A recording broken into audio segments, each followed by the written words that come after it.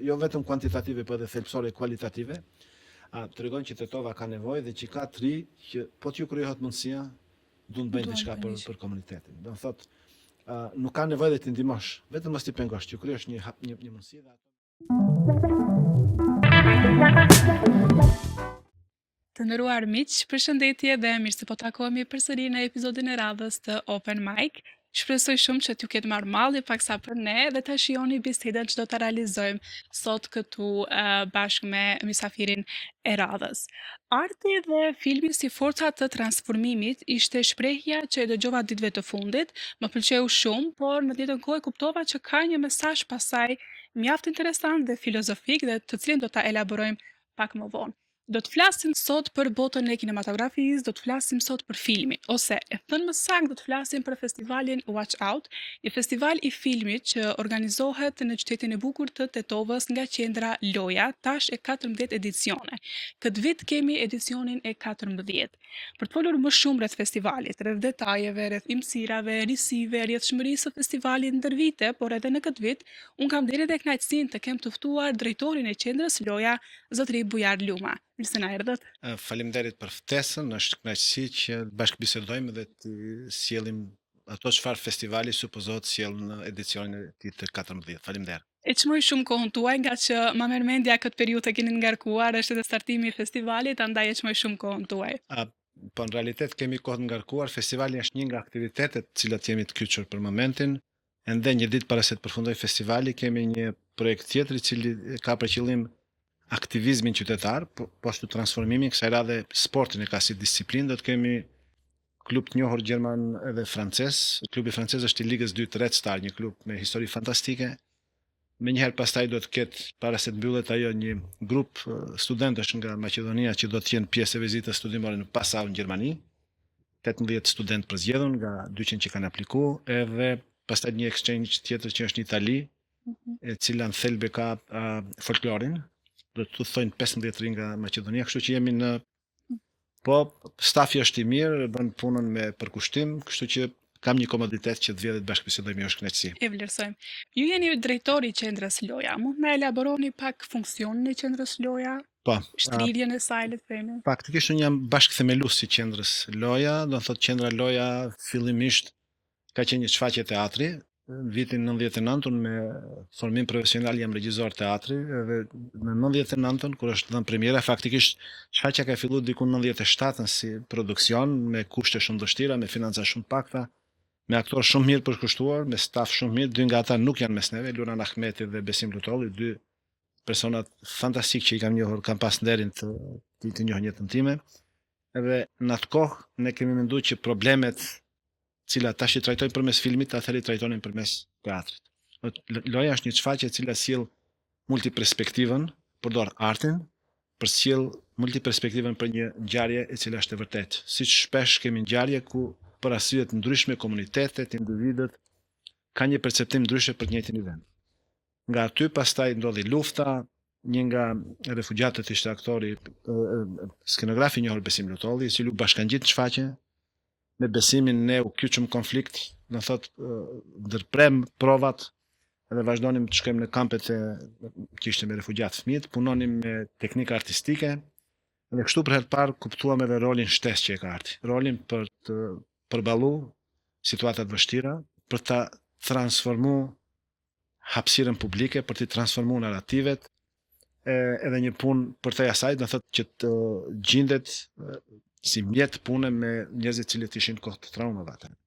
Kur e mbyllëm shfaqjen, vendosëm që ne të krijojmë një strukturë shoqërisë civile, dhe emri komplet i lojës është Qendra për Bashkëpunim Ballkanik, një diçka e cila ka munguar në kuptimin e mirëfillt në Ballkan ka heras, dhe emrin Loja ja la me qenë se ishte si reakcion nga një grup të rinjish në një situatë në cilën u ndodhëm. Loja është, edhe faktikisht Loja është bë brendi, do thotë ka qenë fillimisht reakcion, tani Loja për momentin punon në fushë të edukimit. Kemi programe me 6 universitetet e mësuesisë pedagogjike nivel shteti, kemi ankoruar një lande e cila i përgatit mësues të ardhshëm për të punuar në ambiente të përziera sociale, religjioze, etnike, do thotë me backgrounde të ndryshme. Nga ky vit ky projekt shtrihet edhe në Ballkanin Perëndimor. Kemi pastaj departamentin e kulturës, ku kemi festivalin e filmit, kemi një festival të aktivizmit, kemi kineman ton të xhepit, kemi një galeri të vogël, kemi departamentin e exchange-eve me jashtë, ku çdo vit dikun 200 nga Me studentë, Maqedonia, po. jo vetëm student, Po, në nga përgjithësi. Maqedonia mund të marrin pjesë në exchange, kanë qenë Spanjë, Poloni, Greqi, në Itali, në Spanjë, e përmendëm duket, në Gjermani, do thotë kanë mundësi që të bashkëbisedojmë tema ndryshme me bashkëmoshatar të vet. Edhe një punë që s'është shumë publike e lojës është puna që ne pak a shumë jemi si qendër referente për vlerësimet në nivel politik që bëhen këtu. Është punë jo shumë publike jona, po shpesh, do thotë kur kemi një kryeministër, një president, një ministër nga jashtë i cili viziton shtetin, përveç që takon presidentin, kryeministrin, gjenë kot nga takojnë edhe neve, të marrin mendimet, shpesh japin mendimet tona që kanë dalë të jenë goxha të sakta në parashikimet tona. Kështu që është një punë e shumë llojshme, është në shumë nivele, do thotë është një punë, po sikur bësh shumë punë.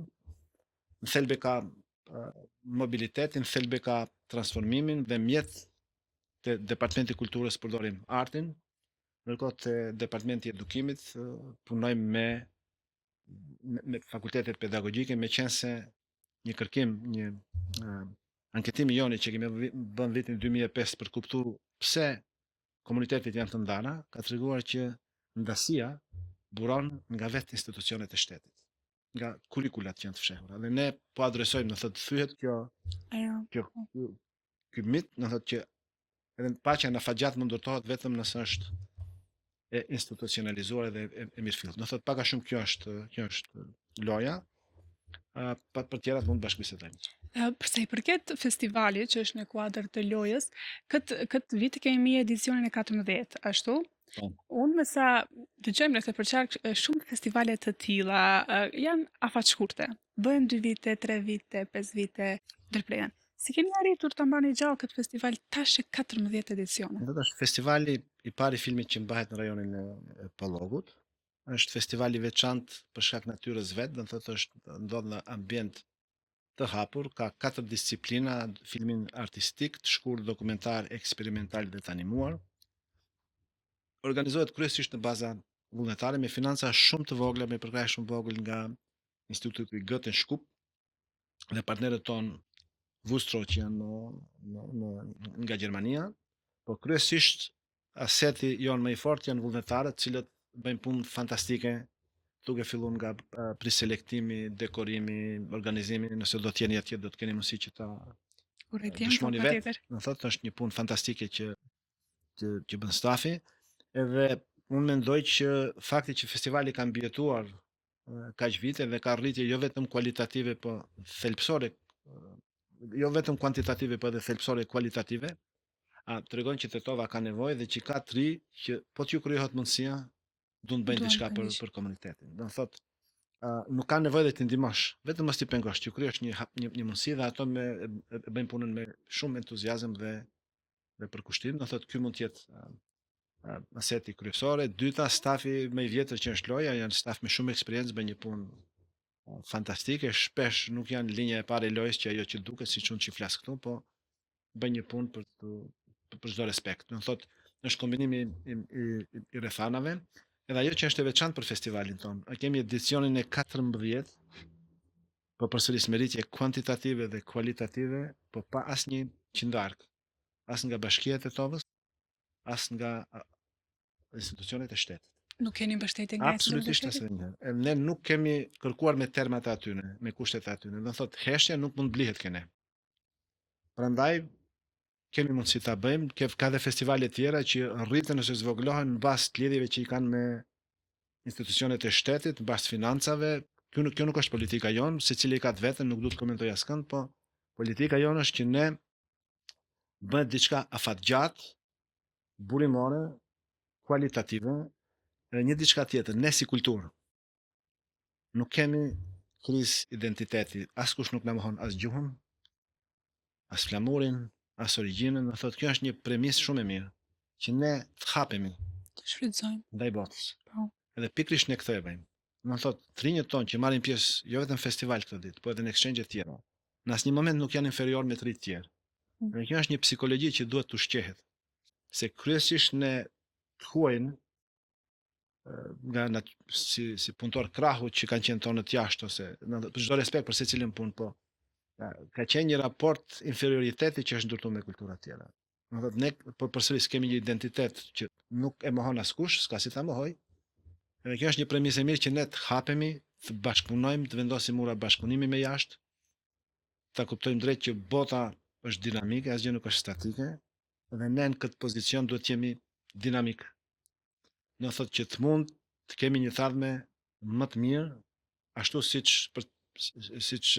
kanë dashur para artësit tanë dhe që ka sakrifikuar shumë që ne të jetojmë mirë në kuptimin e mirëfillt fjalës, të kemi qasje në asete të cilat ka bota e civilizuar, të kemi mundësi të shprehemi, të kemi mundësi mobiliteti, të kemi mundësi të jetojmë një jetë mirë që për fat keq jemi akoma larg, ka shumë punë për të bërë. Është një mundësi e mirë, po kemi shumë punë për të bërë. Përsa i përket pjesës së institucioneve që e përmendët, nuk keni kërkuar mbështetje më minimale nga ato? Fillimisht kemi kërkuar, po gjithmonë janë Nga këto. që ndjes për ndërlidhje ndonjëherë i dëgjoj duke thënë se po ne ofrojmë, ne ju mundsojmë, po ju nuk kërkoni, nuk dini të kërkoni. Si di? Është e juaja si gazetare që të hulumtoni, të shihni cila është e vërteta.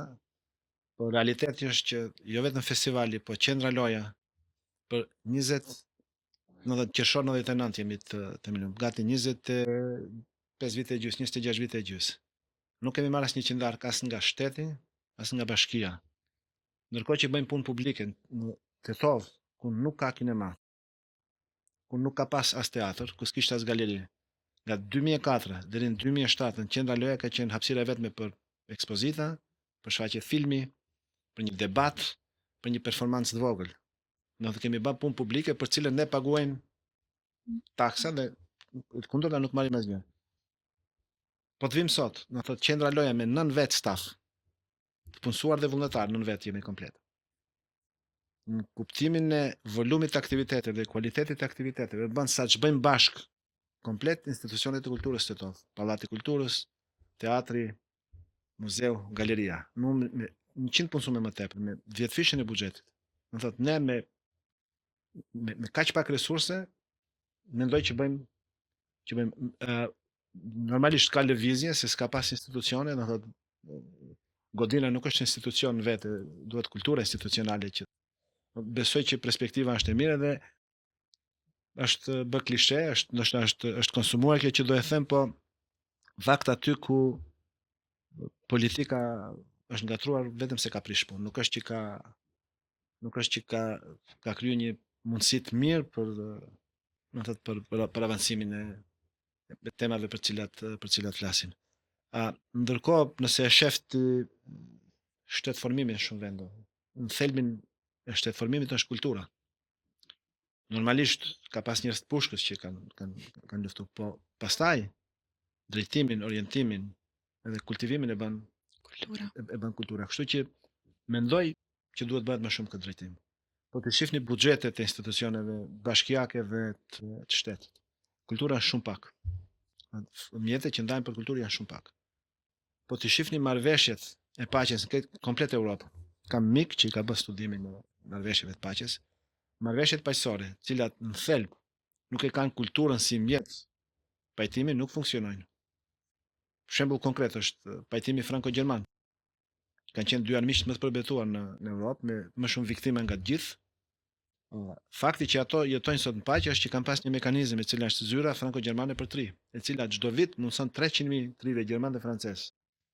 Kryesisht nga fusha e kulturës, por edhe sportit, shkencës, ambientit që të komunikojnë të njëjën, do thotë duhet të ketë një mekanizëm i cili lëviz.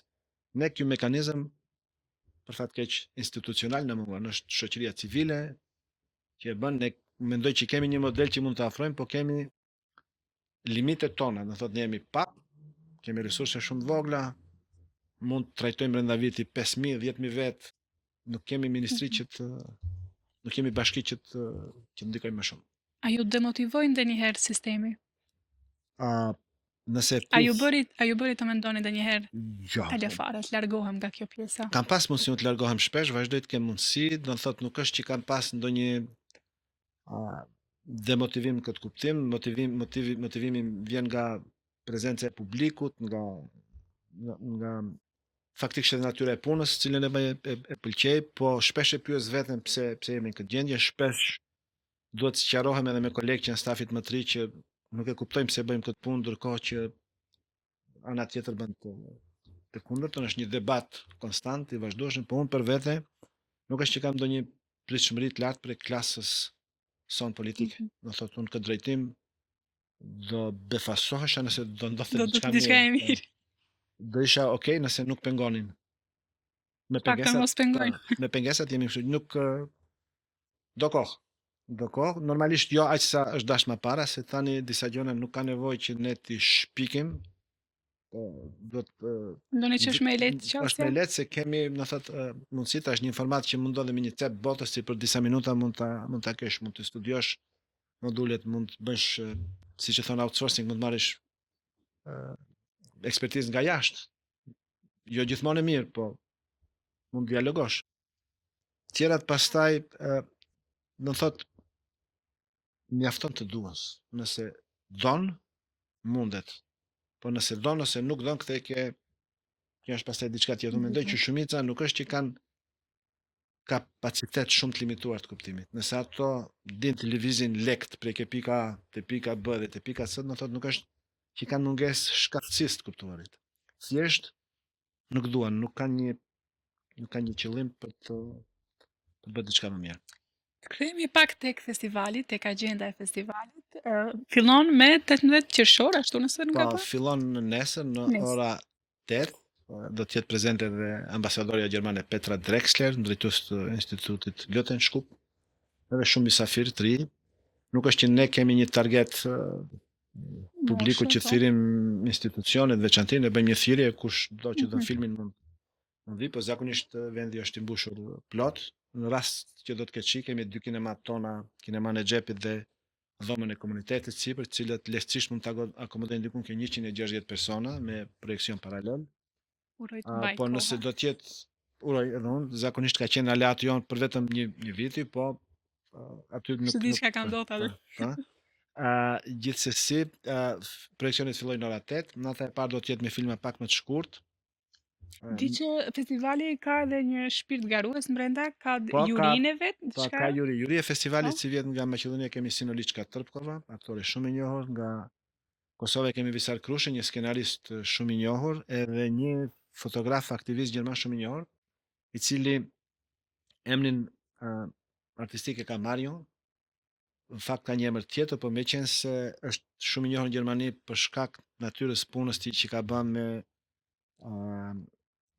grupet e djathta, është në rrezik për jetën e vet, prandaj ka një emër artistik. Edhe nuk do të jetë këtu natën e parë, po do të vi pak më vonë. Do thotë është mas sigurie që është marrë në raport me këtë artistin. Do thotë edhe këto kam vlerësuar disa filma. Do thotë ne fillimisht kemi pas 892 aplikime filmash ose pak a shumë 250 orë material nga gjithë bota. Nga 6 kontinentet, nga 92 shtete që kanë apliku në film. Pastaj grupi cili ka bë preselektimin ka zgjedh dikun 5 orë material, të cilat janë dorëzuar juris profesionale, e cila ka shpallur tre fituesit. Unë mund të them tash, do të thotë në kategorinë e filmit shkurt artistik është Burri i cili nuk mund të rinë të heshtur. Është një film i cili ka qenë edhe fitues i Palmës së Artë. Është filmi në historinë e filmit kroat që ka korë më shumë suksese. Edhe kjo është thelbi i festivalit tonë pak a shumë, si vjet, do thotë ne përdorim festivalin si çat jo vetëm për transformim, po edhe për të inkurajuar njerëzit që të reagojnë ndaj padrejtësive, jo vetëm në nivel global, por edhe lokale, të cilat i kemi shumë. Do thotë një historie e vërtetë e një burri i cili reagon me një situatë vështirë kur ngapohen disa persona. Është një histori fantastike, nuk du të jap detaje, por është filmi më i mirë që mund shifet, do të shfaqet natën e parë. Në kategorinë e filmit eksperimental është Langu i portokallit, është produksion francez-polak, dhe filmin dokumentar është fituar nga një regjisor spanjoll, i Taxo, Gratë e robëruara. Faktikisht edhe vjetë kanë qenë fituese e njëjta regjizore e filmit. Megjithëse do të jetë ditën e tretë prezente në festival. Do thotë ka filma të jashtëzakonshëm, ka tema nga më të ndryshme, ka tema që trajtojnë edhe shëndetin.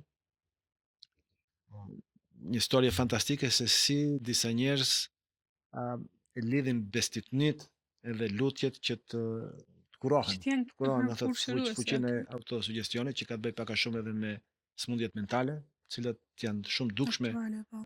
aktuale Covid fundit, do thotë ka storja nga më të ndryshme nga gjitha cepet e botës, fantastike, është një ambient fantastik, kështu që e shfrytëzoj këtë rast që ftoj jo vetëm juve, jo vetëm stafin tuaj, por edhe publikun që e ndjek portalin që të jenë aty. Me shumë kënaqësi, urojmë të bashkohemi festivalit. Më tregoni kështu, me qenë se ju jeni pjesë, plan le të themi, e prekni pjesën e kinematografisë, filmave. Sa është shoqëria jonë e interesuar pas filmave? Çka mund të themi këtë aspekt? Unë mendoj që normalisht tash A kemi filma interneti shqiptar këtu? si vjet ka një produksion prej Shkupi, një produksion, po filma nga për shembull Shqipëria, Kosova nuk kemi pas, është një temë vete kjo që duhet diskutohet. Po. Ju nëse e shihni aksi Prishtinë-Tirana është i lidhur mirë, ndërkohë që ne jemi pak si zora Sa qore. doja të them, po. Jemi zora Si qore. shihni këto Ne po bëjmë shumë menotëqije? për shembull trajnimet tona që i kemi për arti për ndryshim social edhe transformues, që i kemi të trajnime në vit, gjithmonë kyçim njerëz nga veçanti nga Shqipëria, po e kundërta ndodh shumë pak, meqense ka lëvizje në këtë drejtim, do të thotë duhet shumë punë për të bërë këtë drejtim, ne përveç që kemi një problem këtu brenda shtetit, kemi një problem edhe brenda vetë hapësirës tonë kombëtare. Edhe këtu Më shumë shoqërisë tonë i pëlqen më duket filmat, seriale turke. jo nuk është që i pëlqen, nuk është ajo është i Si është mendoni mbi ofruar, këtë është i ofruar, po. nuk ka pas ofertë më kualitative. Unë mendoj që po të ketë ofertë më kualitative, normalisht do kush do të shikojë produksion më të mirë, po kjo është problemi tjetër, do të thotë që ne tradicionalisht dikush është përpjekur të na paraqes si trupi i huaj në Europë, që është komplet e kundërta, dhe ky inxhiniering bëhet përmes filmit, përmes edukimit, shkollave private kryesisht, bëhet për fat keq kohëve të fundit shoh tendencë të instrumentalizimit të religionit, ndërkohë që gjyshim ka qenë fetar, është lut me kështu të bardhë dhe mendoj që ka qenë besimtar shumë i përpikt.